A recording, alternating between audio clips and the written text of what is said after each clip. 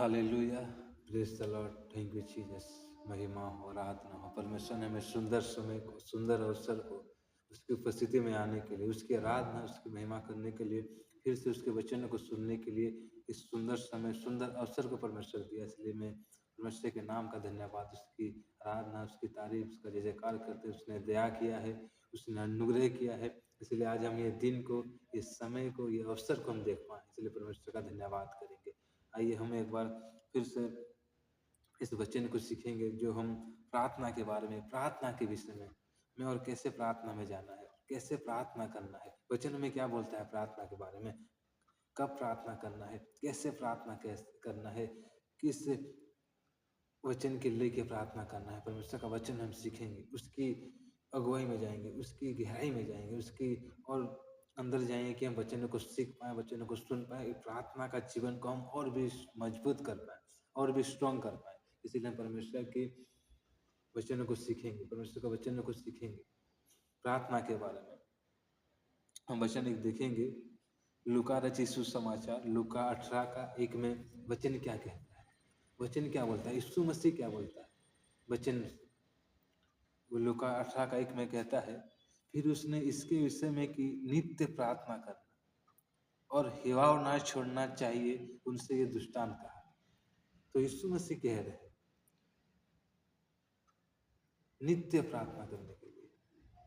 नित्य प्रार्थना हम कैसे करेंगे, नित्य हम प्रार्थना में कैसे जाएंगे, क्योंकि हम संसार में जब है, संसार में बहुत सारे काम है, संसार में बहुत सारी जिम्मेदारी है, संसार में बहुत सारे हमारा काम है, बिजनेस से हम स्कूल जाते हैं, कितने लोग कॉलेज जाते हैं, कितने लोग काम में जाते हैं, कितने लोग बिजनेस में जाते हैं। तो हम निरंतर प्रार्थना में कैसे रहेंगे, निरंतर प्रार्थना में हम कैसे रहेंगे कि हम स्कूल पढ़ते हुए, काम करते हुए, बिजनेस करते हुए हम प्रार्थना कैसे कर सकेंगे। क्योंकि यहाँ पर यीशु मसीह कह रहे हैं नित्य प्रार्थना में करना चाहिए। नित्य प्रार्थना, नित्य प्रार्थना हम कैसे करें, नित्य प्रार्थना हम कैसे लगे रहेंगे।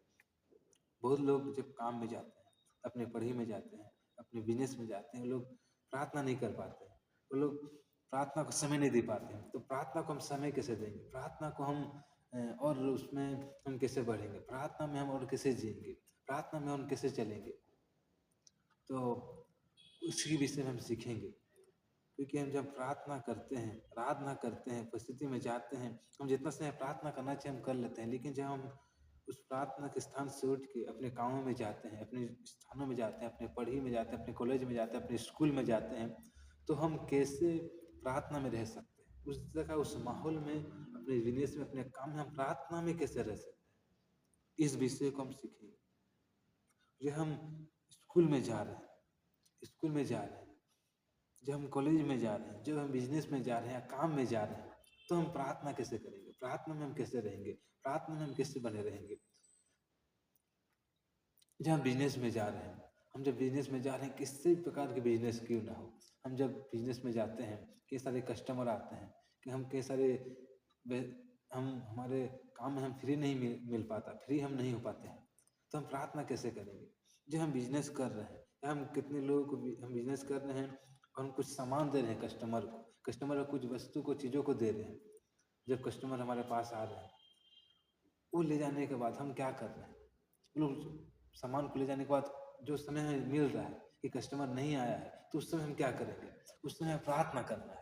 हम कैसे प्रार्थना करेंगे, हम कैसे उस समय हम प्रार्थना करेंगे, हमें स्तुति करना है, प्रशंसा करना है, हालेलुया बोलना है, प्रेज द लॉर्ड बोलना है, फिर उसकी स्तुति करना है, अन्य भाषा में प्रार्थना करना है, अन्य भाषा में हमें निवेदन करना है, अन्य भाषा में हमें परमेश्वर की उपस्थिति में रहना है। वो अपने मुख को खोलना है, निरंतर ऊंची आवाज के साथ नहीं बोल सकते, हमें धीमी धीमी आवाज से, स्लो आवाज में हमें क्या करना है, परमेश्वर की महिमा करते रहना। हालेलुया, प्रेज द लॉर्ड, परमेश्वर तेरी स्तुति हो, प्रशंसा हो, आराधना हो, जय जयकार हो, पवित्र परमेश्वर, सेनाओं का है वह। अन्य भाषा में प्रार्थना करना है, ऊंची आवाज के साथ नहीं कर सकते। हमें जितने समय मिल रहा है उससे समय हम प्रार्थना में रहना है, वचनों को मनन करना है। हम जो आज वचन पढ़े थे, आज सुबह उठ के उन्होंने जो वचन पढ़ा, उस वचन को अपने लेंगे। सुबह उठ के उन्होंने जो प्रार्थना किया या वचन को पढ़ा, उस वचन को हम मनन करेंगे। फ्री टाइम मिल गया बिजनेस में, फ्री टाइम मिल गया अपने कामों में, हम वचन को दोहराएंगे, वचन को मनन करेंगे, ध्यान करेंगे कि आज मैं वचन में क्या पढ़ा हूँ। उसको निरंतर अपने मुंह में लागू करते रहेंगे, निरंतर हम बोलते रहेंगे, निरंतर हम कहते रहेंगे। तो क्या है, उस वचन को हम जब बोलते रहें, कहते रहेंगे, वही प्रार्थना है। हम निरंतर क्या कर रहे हैं, कामों में, अपने कामों में, जगह में भी, अपने बिजनेस स्थान में भी हम क्या कर रहे हैं, प्रार्थना कर रहे हैं, आराधना कर रहे हैं, स्तुति कर रहे हैं, प्रशंसा कर रहे हैं, तारीफ कर रहे हैं। तो ये हम क्या है, प्रार्थना में है।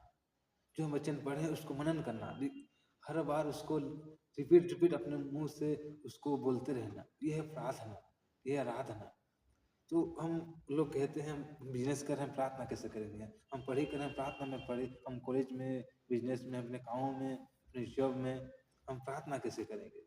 तो ये है अपने जो हम आज ने वचन पढ़ा है, जो हम आज प्रार्थना किए हैं, जो हम आज ने समय वचन दिया, सुबह के समय बातें किया है, उस वचन को निरंतर कहते रहना, प्रशंसा करते रहना, अन्य भाषा में निरंतर प्रार्थना करते रहना, काम करते हुए, बिजनेस करते हुए भी, कहीं पर ट्रैवल करते हुए, कितने लोग सफ़र करते हैं ट्रेन में, कितने लोग बस में, कितने लोग और कुछ गाड़ी में। तो हम कैसे प्रार्थना करेंगे ट्रैवल करते समय, जर्नी करते समय, सफ़र करते समय? तो हमें अन्य भाषा बोलना है, अन्य भाषा बोलना है, प्रशंसा करना है, आराधना करना है। जो वचन हमने पढ़ा है, वचन सबको रिपीट रिपीट अपने मुंह से बोलते रहना है। ये क्या है, हम तब आराधना कर रहे हैं, हम तब प्रशंसा कर रहे हैं, हम तब परमेश्वर की वो प्रार्थना में हम निरंतर है, अन्य भाषा बोलते रहना। ये नहीं हम जब प्रार्थना में बैठ जाते हैं, जब हम आराधना में आते हैं, चर्च जाते हैं, या चर्च में जब आराधना आती है, उसी समय हमें सिर्फ अन्य भाषा नहीं बोलना है, उसी समय हमें सिर्फ प्रार्थना नहीं करना है, उसी समय हमें सिर्फ खाली परमेश्वर की तारीफ नहीं करना है। जब हम आराधना में आए हैं, हम जब भी हम परमेश्वर की प्रशंसा कर सकते हैं, जब भी हम परमेश्वर की आराधना कर सकते हैं, अन्य भाषाएं बोल सकते हैं, अन्य भाषा कह सकते हैं, परमेश्वर की तारीफ कर सकते हैं, जयकार कर सकते हैं, किस तरह भी क्यों ना, कहीं भी जा रहे हैं तो सिर्फ हम सोचते हैं जब आराधना में आए हैं तो हम उसी टाइम ही, उसी समय ही हम सिर्फ अन्य भाषा कहेंगे, ऐसा नहीं है। उसी टाइम सिर्फ अन्य भाषा नहीं निकलता, अन्य भाषा हमारा प्रार्थना है, परमेश्वर से निरंतर हम बातें करते हैं। परमेश्वर का वचन कहता है अन्य भाषा कोई नहीं समझता, अन्य भाषा को सिर्फ परमेश्वर समझता है, परमेश्वर समझता है। तो अन्य भाषा में हम प्रार्थना करें, अन्य भाषा में हम निरंतर हम प्रार्थना में रहें, जो भी कर रहे हैं, सफर कर रहे हैं, किसी स्थान में है, अन्य भाषा कहते रहे, ऊंची आवाज के साथ नहीं, धीमे धीमे आवाज में हम परमेश्वर की अन्य भाषा में प्रार्थना करते रहे। परमेश्वर समझ रहा है, परमेश्वर उस भाषा को समझ रहा है, तो हमें उसी प्रार्थना करना है, उसी प्रार्थना में निरंतर हमें लगे रहना है, उसी प्रार्थना में हमें करते रहना है। तो वही प्रार्थना हमारा क्या होगा, निरंतर हम प्रार्थना में, निरंतर हम प्रार्थना में। परमेश्वर का वचन कहता है, दाऊद कहता है भजन संहिता में, मेरा शरीर सोता था, मेरी आत्मा जागता था। उसका शरीर सो रहा है, उसकी आत्मा क्या है, अभी भी उसकी आत्मा प्रार्थना में है। उसका शरीर सो गया है, उसका शरीर विश्राम में चली गया है, लेकिन उसकी आत्मा अभी भी क्या है, जगा है। उसकी आत्मा जगा हुआ है और क्या है, प्रार्थना है। तो यहाँ पर वचन पढ़ रहे हैं लूका 18:1 में, नित्य प्रार्थना करना चाहिए। नित्य में प्रार्थना कैसे करेंगे, ऐसे ही है प्रार्थना करना। समय मिल गया, हम अपने घरों में, हम अगर कोई बहन है, कोई घर में काम करते हैं, घर में खाना बनाते हैं, वो बाहर काम नहीं करते हैं, बाहर में जॉब नहीं करते हैं, अगर घर में है, घर को, परिवार को संभालते हैं, तो कितने सारे बहनें हैं, काम करते करते हम परमेश्वर की स्तुति करना है। अगर हम सब्जी काट रहे हैं, परमेश्वर की स्तुति करेंगे, परमेश्वर तेरी महिमा हो, तेरी आराधना हो, तेरी प्रशंसा हो।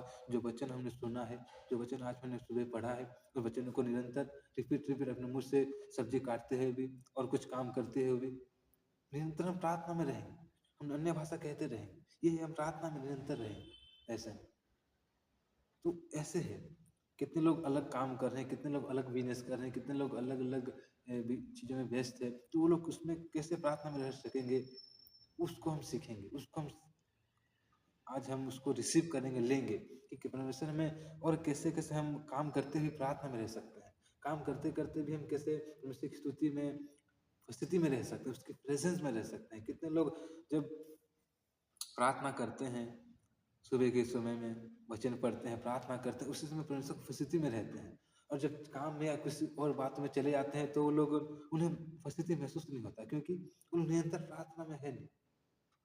परमेश्वर से निरंतर प्रार्थना में रहना है कि हम उपस्थिति में हम रहें, प्रेजेंस में रहें, परमेश्वर के प्रेजेंस में।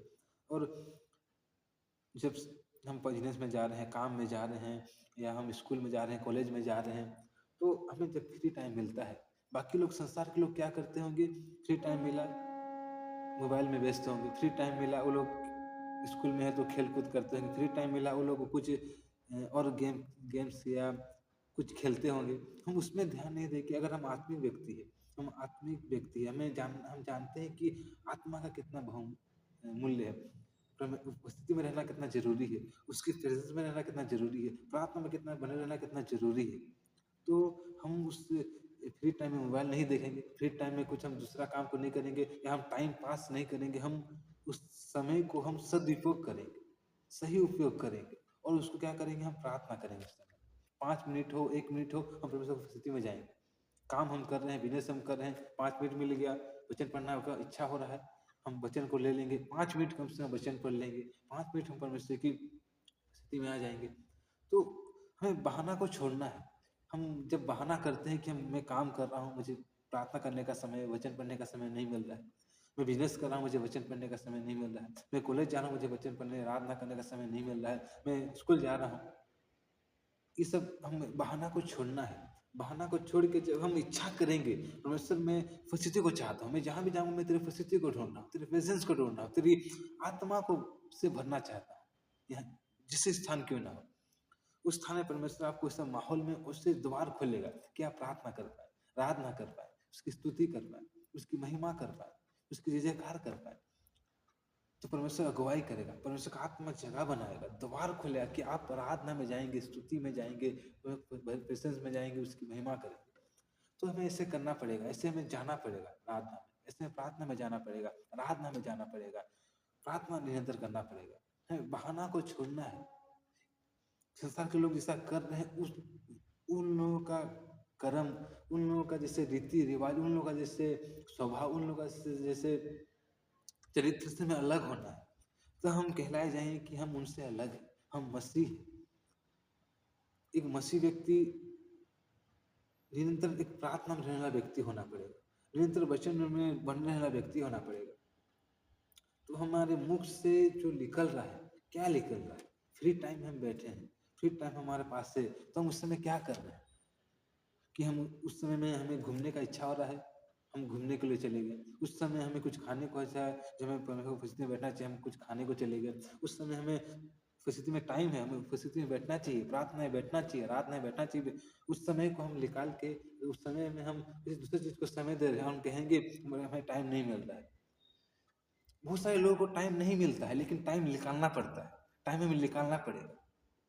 लोग बोलेंगे मुझे टाइम नहीं मिल रहा है, मैं बहुत व्यस्त हूँ, व्यस्त हो जा रहा हूँ, हमें उस बहाना को, उस वर्ड को हटाना पड़ेगा और हमें टाइम निकालना पड़ेगा।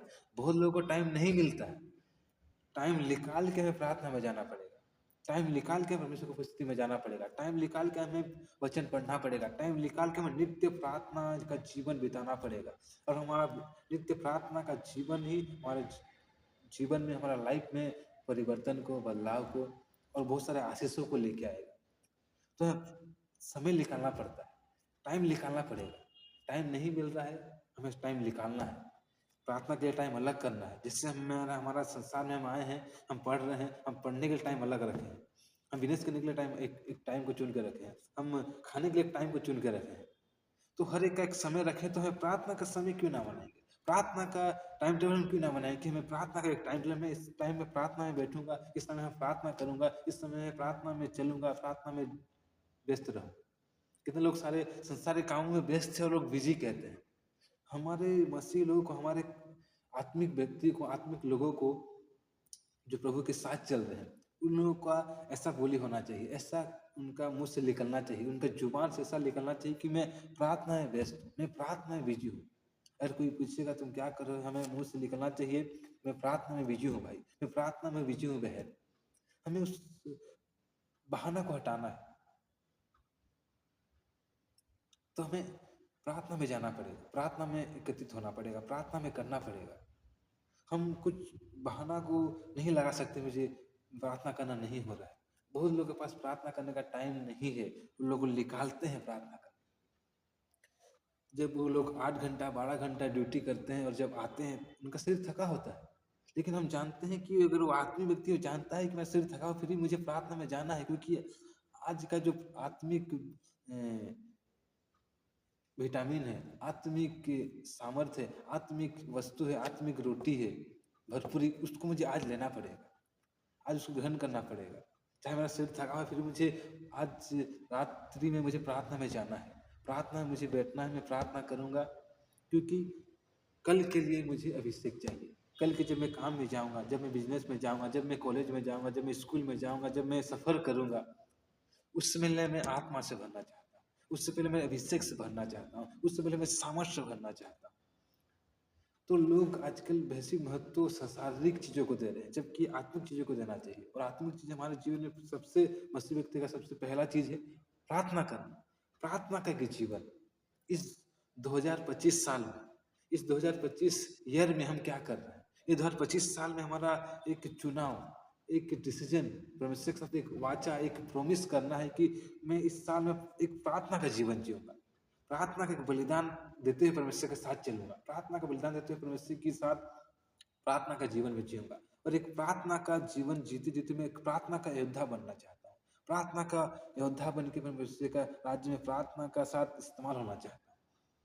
तो हम जब तक इस बहाना को, जब तक हम प्रार्थना में नहीं जाएंगे, नित्य प्रार्थना में चलना है। नित्य प्रार्थना में क्यों यीशु मसीह कह रहे हैं, क्यों यीशु मसीह लूका 18:1 में कह रहे हैं कि नित्य प्रार्थना करना और हिवाव ना छोड़ना चाहिए, नित्य प्रार्थना करना, क्योंकि यीशु मसीह जानते हैं नित्य प्रार्थना करने का कितना आवश्यकता है, नित्य प्रार्थना करना कितना जरूरी है, और नित्य प्रार्थना करना काहे के लिए जरूरी है, क्यों जरूरी है, और क्या होता है नित्य प्रार्थना करने से।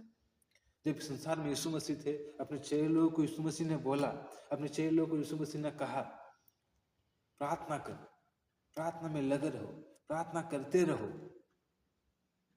हम देखेंगे उस वचन को जहाँ यीशु मसीह अपने चेलों को कह रहे हैं। बहुत जगह में हमने देखा यीशु मसीह कह रहे हैं, लेकिन जब यीशु मसीह क्रूस पर चढ़ाए जा रहे थे, क्रूस पर चढ़े जाने वाले थे, उनको मारा जाने वाला था, उनको क्रूस पर चढ़ाया जाने वाला था, उस समय यीशु मसीह अपने चेलों को वचन कह रहे हैं, जो हम देखेंगे। मत्ती रचित सुसमाचार, मत्ती उसका 26 का 26 का, मत्ती 26 का 41 में हम देखते हैं यीशु मसीह क्या कह रहे हैं अपने चेलों को। क्योंकि वहाँ जब यीशु मसीह चेलों को लेके गए गतसमनी बगीचा में, तो वहाँ पर यीशु मसीह प्रार्थना कर रहे हैं और उसके चेले सो रहे हैं, उनके चेले नींद से भरे हुए हैं, उनका आंखें, उनका शरीर नींद से भरा हुआ है और उनको नींद आ रहा है। लेकिन यीशु मसीह यहाँ कह रहे हैं, प्रार्थना करने के बाद आके देख रहे हैं कि उसके चेले सोए हुए हैं। तो इस जगह में कह रहे हैं जागते रहो और प्रार्थना करते रहो कि तुम परीक्षा में ना पड़ो। तो यीशु मसीह यहाँ कह रहे हैं जागते रहो और प्रार्थना करते रहो कि परीक्षा में ना पड़ो। यानी हम परीक्षा में ना करेंगे, नहीं करेंगे तो हम प्रार्थना नहीं करेंगे तो हम परीक्षा में पड़ेंगे। इस बात को हमें जान जाना चाहिए। अगर हम प्रार्थना कर रहे हैं, प्रार्थना में निरंतर बने हुए हैं, जागते रहते हैं, प्रार्थना क्या है और निरंतर प्रार्थना क्या है। निरंतर प्रार्थना, जब व्यक्ति निरंतर प्रार्थना कर रहा है, कैसे ही परिस्थिति क्यों ना हो, वो प्रार्थना में बना हुआ है, प्रार्थना कर रहा है, प्रार्थना में चल रहा है, परिस्थिति, समस्या, हालात, उसका कैसा भी दुनिया इधर से उधर हो जाए, वो प्रार्थना में बना हुआ है, प्रार्थना करना नहीं छोड़ रहा है। निरंतर प्रार्थना, कैसा भी जगह में, कैसे स्थान में वो प्रार्थना को पहले स्थान दे रहा, प्रार्थना कर ही रहा है, निरंतर प्रार्थना करना, जागते रहते हुए प्रार्थना करना। कितने लोगों की प्रार्थना मुर्दा प्रार्थना है, कितने लोगों की प्रार्थना ऐसे प्रार्थना है कि उनकी प्रार्थना में सिर्फ शब्द है, उनकी प्रार्थना में सिर्फ शारीरिक शब्द होता है, शारीरिक बातें होता है। तो जागते रहते एक प्रार्थना करना, आने दिन में बहुत सारे और प्रार्थना का भेद को, रेवलेशन को, प्रकाशन को हम सीखेंगे कि जागने वाला प्रार्थना कैसे होता है। कितने लोग प्रार्थना करते हैं लेकिन प्रार्थना में सामर्थ नहीं, प्रार्थना में शारीरिक बातें हैं, आत्मिक बातें नहीं है। प्रार्थना में जो सामर्थ्य, उपस्थिति, उनका प्रार्थना सोई हुई प्रार्थना है। वो लोग खुद उस प्रार्थना से सेटिस्फाई नहीं है, खुद उस प्रार्थना से संतुष्ट नहीं है वो लोग। तो जागते रहते प्रार्थना, वचन भी कहता है आत्मा में प्रार्थना करना। आत्मा में प्रार्थना करना क्या है? आत्मा में प्रार्थना करना कितना जरूरी है, आत्मा में प्रार्थना करना कितना आवश्यकता है, इस विषय को हमें जानना है, इस विषय को हमें सीखना है, इस विषय को हमें ध्यान देना है, इस विषय में हमें और गहराई में जाना है। तो आने दिनों में हम सीखेंगे कितना है जरूरी है प्रार्थना करना इन सालों में, इन जब संसार ऐसे परिस्थिति में आ रहा है, जब दुनिया में पाप बढ़ रहा है, जब दुनिया में अंधकार बढ़ रहा है, जब दुनिया में हर जगह कहीं नेगेटिव है, अंधकार है, तो लोग मसीही लोग भी, कलीसिया के लोग भी, कई सारे मसीही लोग भी उस पाप में, उस शारीरिकता में, उस सांसारिकता के जैसे लोग जैसे जी रहे हैं वैसे ही लोग जी रहे हैं। उनका प्रार्थना का जीवन अलग होना चाहिए, उनका चरित्र अलग होना चाहिए, उनका स्वभाव, उनका उठना बैठना, उनका बोली, उनका जीवन लोगों को दिखना चाहिए कि ये लोग एक प्रार्थना करने वाला व्यक्ति है। और जब वो दिखेगा, जब वो प्रार्थना में रहेंगे, प्रार्थना करेंगे, आत्मा में प्रार्थना करेंगे, परमेश्वर के साथ चलेंगे, प्रार्थना जीवन में जिएंगे, प्रार्थना में निरंतर बने रहेंगे और जागते रहते हुए प्रार्थना करेंगे, तो इस सब परमेश्वर अपना रिजल्ट दिखाएगा, परमेश्वर अपना प्रतिफल दिखाएगा, परमेश्वर का आत्मा फिर अपना काम करेगा। तो हमें इस सब के लिए ध्यान देना है, इस सब के लिए हमें सीरियस होना है। जितने हम शारीरिक बातों के लिए सीरियस हो रहे हैं, उतने हम आत्मिक बातों के लिए सीरियस नहीं होते हैं। क्योंकि यही बात है, शैतान का ये चाल है कि लोगों को शारीरिक बातों में फंसा के रखे और शारीरिकता में वो व्यस्त रहे और आत्मिक बातों में वो ध्यान ना दे, वो उससे दूर रहे। क्योंकि आत्मिक बात जब मनुष्य की लाइफ में घुसता है, कोई किसी का लाइफ में जब आत्मिक बातें, आत्मिक चीजें प्रवेश करता है, तब वो आत्मिक चीजें लोगों के जीवन में बदलाव को, परिवर्तन को, छुटकारा को, आनंद को, शांति को, परिवर्तन को और उन्नति को, और उनका लाइफ का दिशा, उनका जो नजरिया, उनका जो जीवन शैली चेंज हो जाता है। तो शैतान जानता है प्रार्थना करने से क्या होता है। यीशु मसीह जानते थे प्रार्थना करने से क्या होगा, नहीं प्रार्थना करने से क्या होगा। और शैतान जानता है प्रार्थना नहीं करने से क्या होता है और करने से क्या होता है। तो इस प्रकाशन को, इस भेद को हमें सीखना है। प्रार्थना करना कितना जरूरी है। प्रार्थना में जाके हम क्या करेंगे, सिर्फ परमेश्वर से मांगेंगे? वो नहीं। यीशु मसीह जब परमेश्वर का पुत्र है, खुद परमेश्वर यीशु मसीह जब स्वयं परमेश्वर है, यीशु मसीह वो कितना प्रार्थना कर रहे हैं, वो कितना प्रार्थना में जीवन जी रहे हैं। हर समय हम जब देखते हैं यीशु मसीह के बारे में, वो प्रार्थना करते थे, प्रार्थना करते थे। और एक वचन हम देखेंगे, यीशु मसीह और प्रार्थना करते थे। मरकुस 1 का उसका 35, मरकुस 1:35, वहां पे लिखा है, भोर को दिन निकलने से बहुत पहले वह उठकर निकला और एक जंगली स्थान में गया और वहां प्रार्थना करने लगा।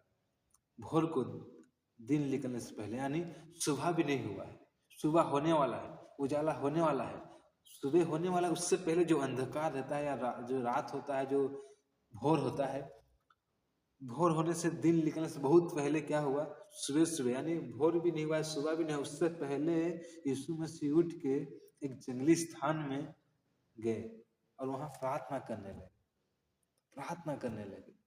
क्या जरूरत है यीशु मसीह परमेश्वर रह के भी प्रार्थना कर रहे हैं?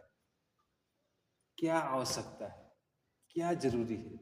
इस बातों को हमें जानना है। क्या परमेश्वर तो, यीशु मसीह परमेश्वर थे, फिर भी वो प्रार्थना का साथ चल रहे थे, प्रार्थना कर रहे थे। क्या आवश्यकता है, क्या हो सकता है जरूरी?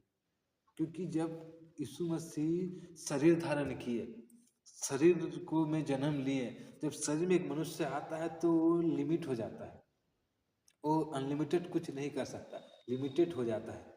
तो जब शरीर में आ जाता है तो शरीर का अभिलाषा होता है, शरीर का इच्छा होता है।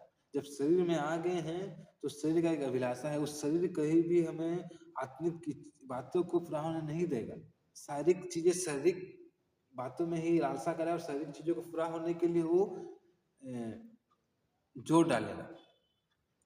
तो उस शारीरिक बातों को कमजोर, शारीरिक बातों को कमजोर, शारीरिक बातों में हावी क्या होगा, आत्मिक बातें, आत्मिक जीवन जीना। आत्मिक जीवन जीना शारीरिक जीवन को में हावी करेगा। जब तक हम आत्मिक जीवन नहीं जिएंगे, शारीरिक बातें आत्मिक बातों में हावी करेगा। हम शारीरिक जब हो जाएंगे, सब शारीरिक काम करेंगे और शारीरिक रिजल्ट भी आएगा। तो यीशु मसीह जब शरीर में है, वो जानते हैं इस शरीर में आ चुका हूं तो शरीर क्या क्या मांग करता है, आंख क्या मांग करता है, मुंह क्या बोलता है, मेरा हाथ क्या बोलता है, मेरा मन क्या बोलता है, मेरा जीवन क्या बोलता है, मेरा मन में क्या इच्छा होता है। शरीर का बात है, शरीर हम जानते हैं क्या क्या शरीर में इच्छा होता है, मांग होता है, शरीर में क्या क्या अभिलाषा होता है। प्रार्थना करना एक आत्मिक बात, एक आत्मा में बढ़ना, और शारीरिक चीजों को जब आत्मा में बढ़ जाएंगे, शारीरिक चीजें क्या होगा, कम होगा, हावी होगा आत्मा। और आत्मा जब हावी हो जाएगा शारीरिकता में, तब हम जो चाहेंगे वो कर पाएंगे और उसमें चल पाएंगे। कई बार हमारा शरीर इच्छा नहीं करता गलत करने का, पाप करने का, लेकिन हमारे जीवन से हो रहा है, तो क्या है, शारीरिक हावी है। आत्मा को हावी करना है।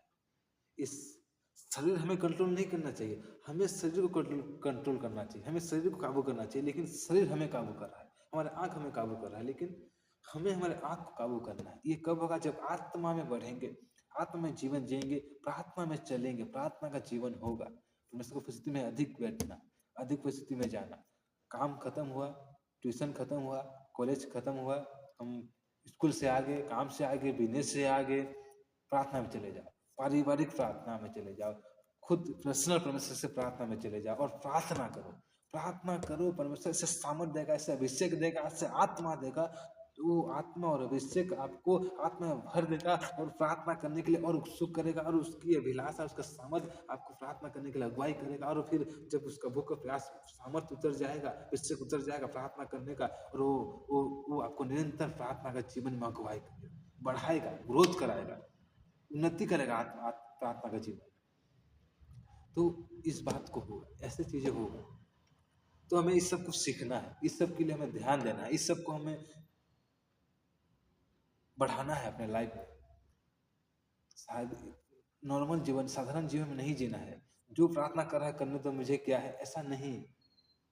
हमें हर एक को प्रार्थना करना पड़ेगा, अपने परिवार के लिए खुद को प्रार्थना करना पड़ेगा, अपने परिवार के रक्षा के लिए, अपने परिवार को संभालने के लिए, परिवार को एक करने के लिए, परिवार का काम, परिवार का बिजनेस, परिवार के अपने बच्चे, अपने पत्नी, अपने पति को, हमें उनको संभालने के लिए प्रार्थना जीवन आवश्यकता है। प्रार्थना जीवन में जरूरी है, प्रार्थना में बने रहना जरूरी है। प्रार्थना के द्वारा जब जाएंगे, परमेश्वर का आत्मा उस समय बातें करेगा, उस समय में कहेगा, उस समय हमारी अगुवाई करेगा।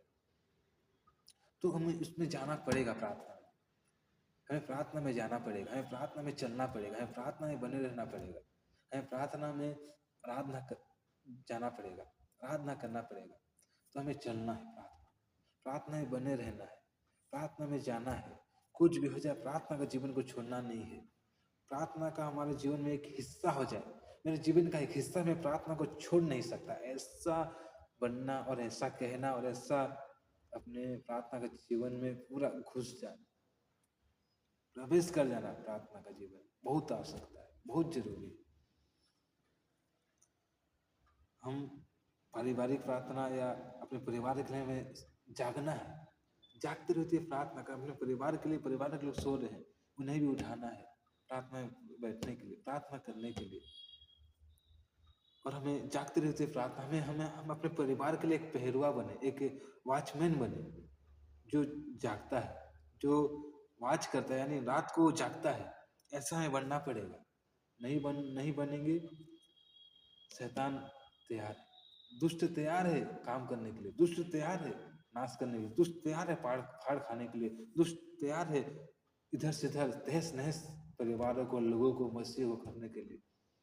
जब हम प्रार्थना में जाएंगे, उसका योजना फेल होगा। जब हम प्रार्थना में बैठेंगे, उसका योजना नाश होगा। जब हम प्रार्थना में डिक्लेयर करेंगे, प्रार्थना में जाएंगे, डिक्लेयर करेंगे, घोषणा करेंगे, प्रार्थना परमेश्वर का वचन को लेके अंगीकार और घोषणा करेंगे, पर उसका प्लानिंग, शत्रु का प्लानिंग, उसका योजना, उसका बीज उखड़ेगा, नाश होगा। ये होगा, यीशु के नाम में होगा, क्योंकि परमेश्वर का आत्मा ऐसा काम करता है, उसका काम करना चाहता है कैसा लोगों के जीवन में। लेकिन लोग प्रार्थना में नहीं जा रहे हैं, लोग प्रार्थना में नहीं बैठे हैं। परमेश्वर बात करना चाहता है लेकिन बात नहीं कर पा रहा है, परमेश्वर चाहता है लेकिन वो बात नहीं कर पा रहा है। कारण हम खुद है, जो हम प्रार्थना में नहीं जा रहे हैं। प्रार्थना में बैठना चाहिए, प्रार्थना में जाना चाहिए, परमेश्वर का आवाज आएगा, परमेश्वर बातें करेगा, परमेश्वर ऐसे दर्शन, ऐसे प्रकाश, ऐसे रिवेलेशन दिखाएगा जो हमें अब तक नहीं पाए। कई सारे लोगों के लिए प्रार्थना में जब जीवन जिएंगे, कई सारे लोगों के लिए परमेश्वर का आत्मा बातें करेगा, अपने लिए ही नहीं, अपने परिवार के लिए भी, अपने पड़ोसी के लिए भी, अपने चर्च के लिए भी, चर्च के लोगों के लिए भी परमेश्वर का आत्मा बातें करेगा। ऐसे परमेश्वर का आत्मा बातें करता है और कर रहा है, आगे दिनों भी करेगा। लेकिन जब प्रार्थना में जाएंगे तब होगा।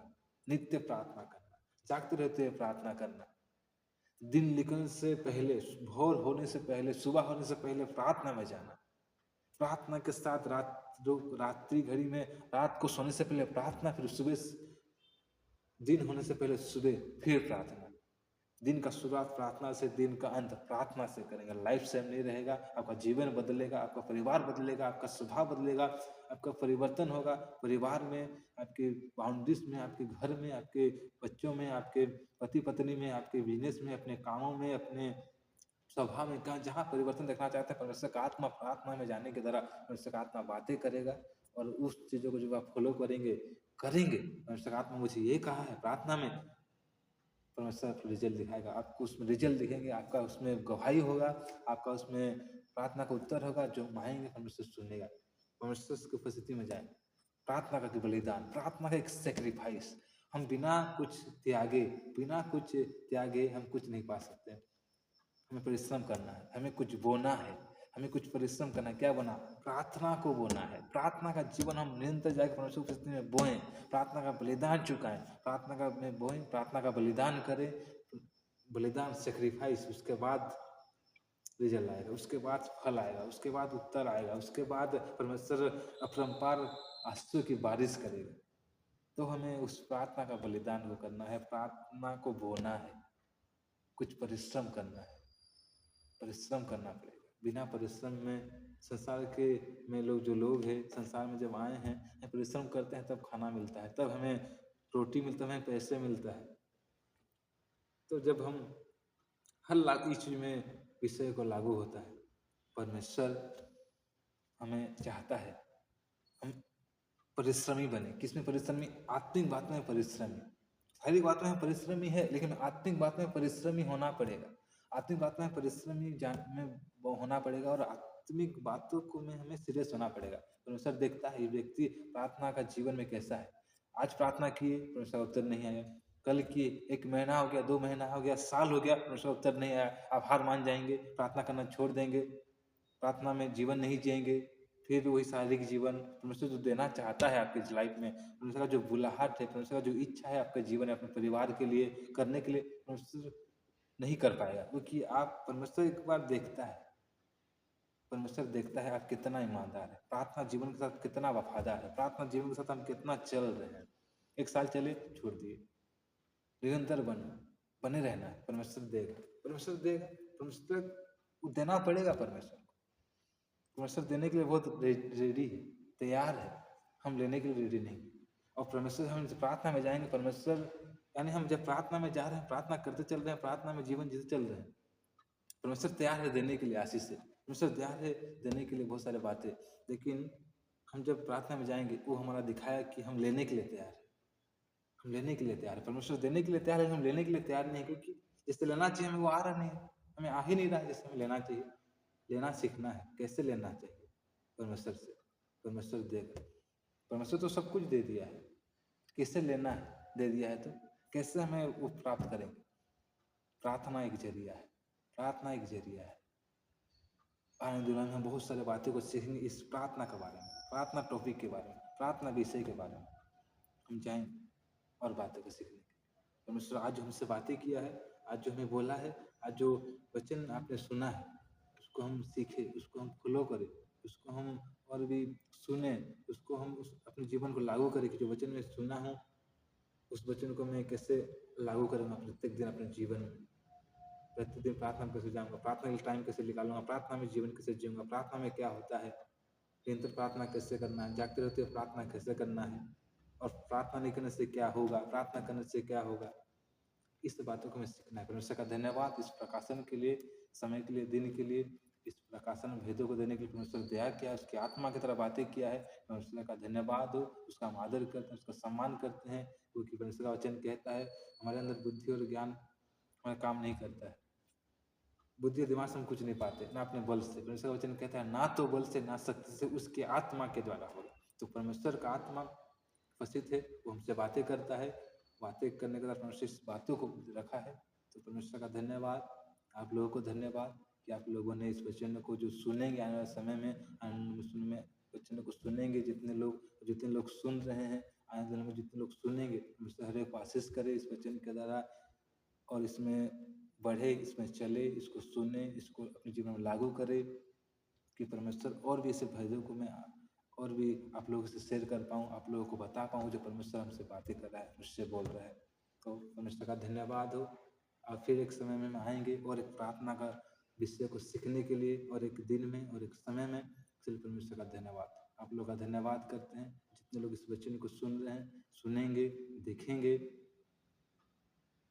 क्योंकि जो वचन हम सुन रहे हैं वो वचन हमारे जीवन में फायदेमंद है, आशीषों को लाएगा, बदलाव को लाएगा, कई सारी चीज़ों को दिखाएगा परमेश्वर। आप प्रार्थना में जाने के द्वारा परमेश्वर का इस वचन के लिए हम धन्यवाद करते हैं, आप लोगों का धन्यवाद करते हैं, परमेश्वर का दया अनुग्रह के लिए हम धन्यवाद करते हैं। सारे बातों के लिए, इस सब बातों के द्वारा, इस वचन के द्वारा परमेश्वर का महिमा हो, आराधना हो, प्रशंसा हो। Praise the Lord, hallelujah.